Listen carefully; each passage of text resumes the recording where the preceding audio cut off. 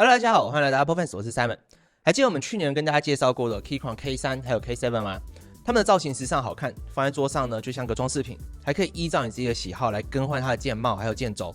让需求不同的人呢可以依照自己的工作环境去做搭配，自由度非常的高，特别适合像我们这种就是常常需要变换桌面摆设来拍照的人。那最近 Keychron 台湾呢推出了全新的 Q 系列键盘，全金属的机身，复古造型的多色键帽。RGB 的背光灯效，再加上这个方正洗练的外观，成功吸引了身为桌面控的我们。入手之后呢，会发现到它除了外观超赞之外在使用的体验上面呢，也有蛮大幅度的提升，而且设计的细节真的非常非常多，真的很值得跟大家一起分享。所以今天呢，我们就来一起来看一下这款 Q3 到底怎么样吧。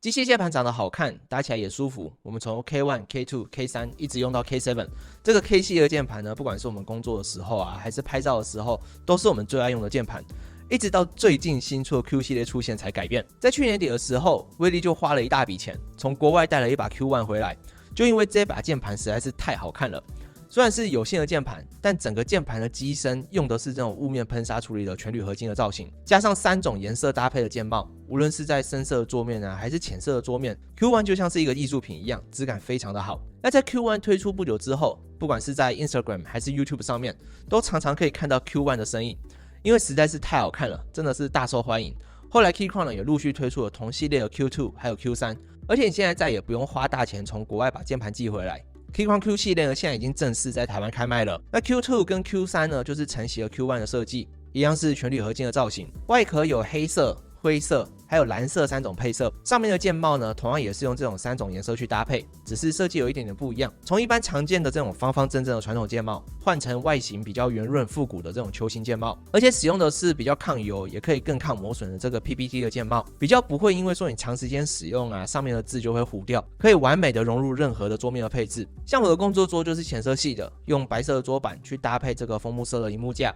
就非常适合这种银灰色配色的 Q3。键帽上面呢，除了深灰色跟浅灰色的配色之外它还加了几个黄色呢来做跳色，让整体的感觉看起来会更活泼一点。那威力的工作桌呢是深色系，用的是橡木色的桌板，搭配胡桃木色的萤幕架，就特别适合这个炭黑色的键盘，黑色配蓝灰色的键帽，然后再加上几个红色来做跳色，让整个偏暗的桌面呢会有一点点小点缀，很适合那种烟酒嗓的威力。那如果说你是电竞控，有个电竞风格的桌面，也可以选择蓝色的 Q3， 炫炮这个海军蓝色的外形搭配这种3种不同的蓝色的键帽，再开个 RGB 的背光，打起 game 来就真的超级有 feel， 玩什么都不会输。没错，身为一支 Keychron 的键盘呢，怎么可以少掉这个 RGB 的灯光效果？这次 Q 系列呢，因为搭配了这个不透光的 PPT 的键帽，所以说它特别把这个 RGB 的 LED 灯做成南向的灯光设计。所以说你在把灯光给打开的时候，就会发现灯光呢它是从键帽的下侧透出来的，一点也不会刺眼。而且呢，有一种像是开了气氛灯的感觉，还蛮有质感的。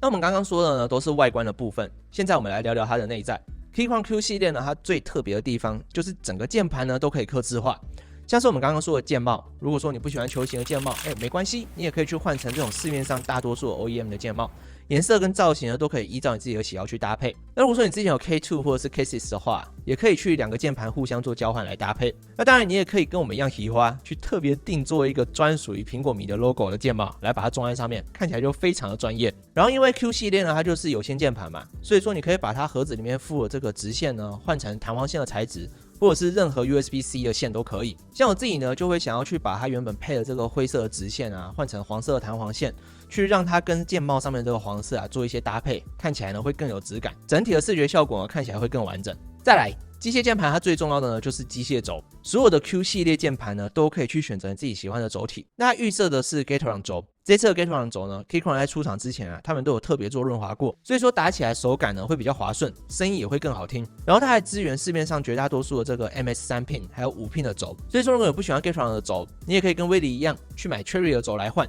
随时都可以依照你自己的喜好去变换，自由度非常的高。至于机械键盘的敲击声，我们在上一部的 K3 还有 K7 的影片里面有详细说明过，如果说你想要更进一步了解的话呢，可以点击这边来参考一下。那这里呢，我们就先稍微简单给大家听一下这几种轴听起来有什么样的差别。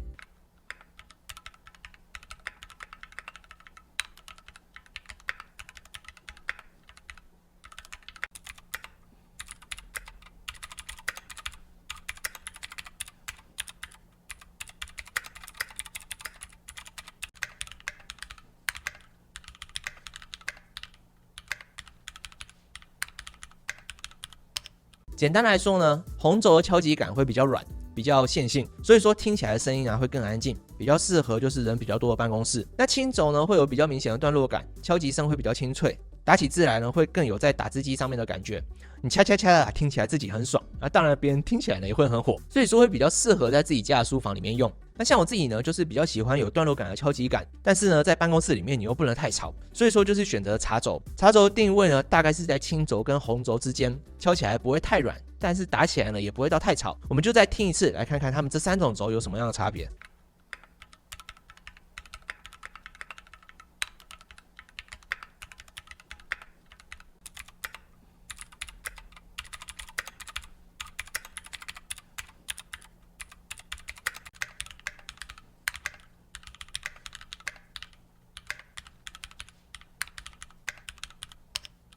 所以你在选择键轴的时候，就是先看你要用在什么样的场合，再去看你喜欢什么样的手感，来搭配自己最适合的轴体。那除了键轴的轴体会影响敲击声跟手感之外， Q 系列呢还有一个可以让键盘的声音还有手感变得更好的秘密。你们先听听看，同样是 Gateron 轻轴的 K2 还有 Q3 听起来呢有什么样的差别？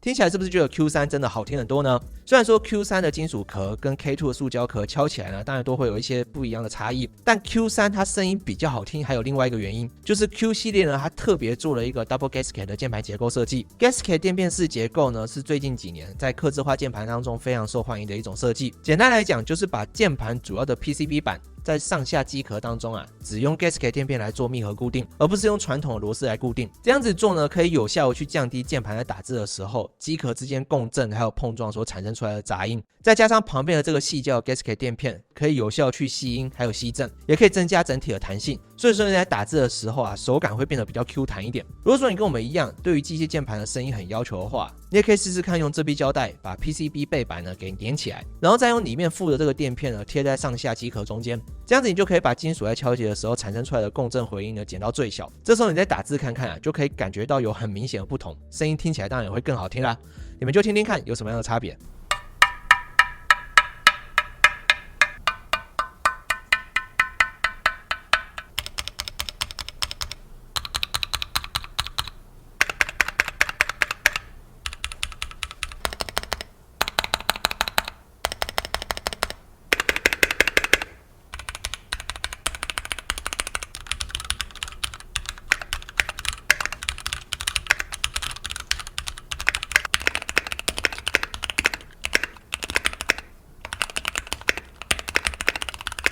然后还有一个很好玩的，就是这一次的 Q 系列键盘呢，你可以选择搭配旋钮的版本，它是把原本的 F13 的按键呢换成一个可以旋转的按钮，那你可以去客制化说想要什么样的功能，比方说音量调整，可以转这个旋钮来调整大小声，然后它本身呢也是一个按键，所以说你按一下就可以静音，再按一下呢就是取消静音，而且这个旋钮的材质跟机壳一样，也是用这个金属来做成，所以说它的质感非常好你转起来呢还会感觉有一段一段的段落感，非常的疗愈。那更进阶一点的玩法呢，是你可以透过 VIA 这个 App 或者是 QMK 来自定义这个旋钮还有各个不同的按键的功能。比方说我可以把旋钮呢改成萤幕亮度的调节，或者是设定成画面缩放的功能，或者是把它设定成背光的 LED 的颜色的调整，整体的自由度呢可以说是非常的高。但话说回来，我要怎么在这3支键盘之间去做选择呢？我觉得主要还是看你的打字习惯还有你的桌面的大小。像我在用的这一副 Q3 呢，就是标准的80%的 TKL 键位，也就是没有数字键的键盘，但它呢还是保留了独立的方向键，所以说跟苹果的 Magic Keyboard 比起来呢，你的右手呢会有更大的空间可以让滑鼠去用，从滑鼠到键盘之间的距离呢也会更短，会更方便。那如果说你觉得旁边的这些功能键平常好像用不太到，